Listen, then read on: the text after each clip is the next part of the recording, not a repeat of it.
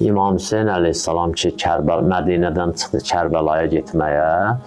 Hər kim çıxdı onun qabağına məsləhət verdi ki, imama, nə məsləhət verdi? Ürək yanmışlıqdan, filandan, bəsməkandan, kimliyindən asılı olmayaraq imama bu işi görmə, getmə, bəlkə fikirləşərsən, bəlkə neynəyəsən. Bu sözləri deyən hər kim idisə imamət məqamını başa düşməmişdi, o sözü deyirdi.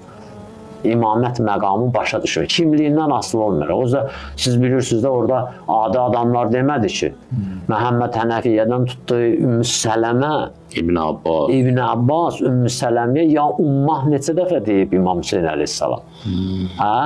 O deyir, məsələn, o dedi getmə.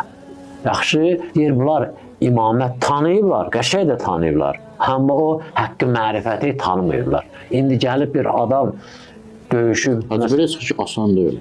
Çünki İbn Abbas Quranın ilk müfəssirlərindən Əhl-i Beytdən sonra həm Rəsulullah sallallahu aleyhi və həm Əleyhisselamın təfsir tələbəsi. Təfsir tələbəsi. Sonra Hibri ümmət.